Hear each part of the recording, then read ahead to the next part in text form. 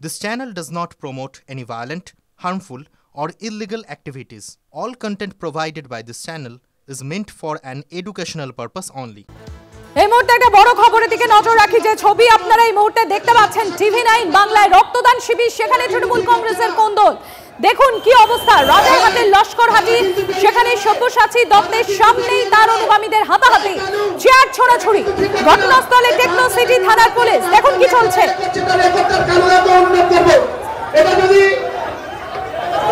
ভাই মাইকে একবার শেষবারের মতো বলছি, যদি কেউ ভদ্রভাবে বসো, যদি না বসতে পারো এই যে আমি বেরিয়ে চলে যাবো, কিন্তু আমি বলে দিলাম।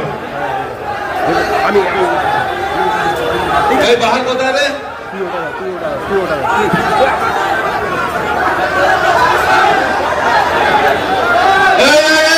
কালে যাবো পড়া।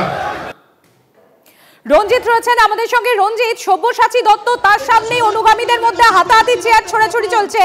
সব্যসাচী দত্ত থামানোর চেষ্টা করছেন, কিন্তু কে শোনে কার কথা? কি হচ্ছে ওখানে?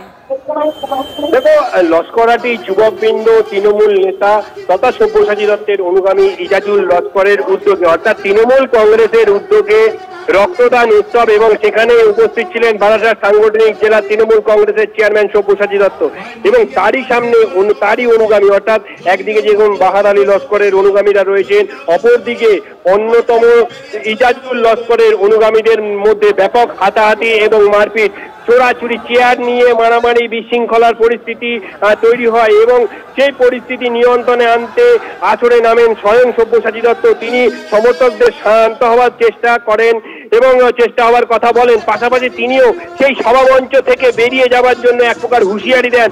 পরবর্তীতে কিন্তু টেকনো সিটি থানার বিশাল পুলিশ বাহিনী ঘটনাস্থলে আসে এবং ঘটনাস্থলে পরিস্থিতি নিয়ন্ত্রণে আনে।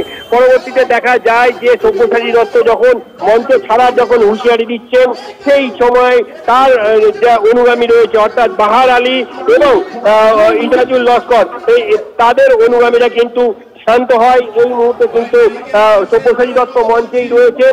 তবে এই ধরনের যে ঘটনা, তার ইতিমধ্যেই ঘটনা সামলাতে টেকনো সিটি থানার পুলিশ গিয়ে পৌঁছেছে ঘটনাস্থলে।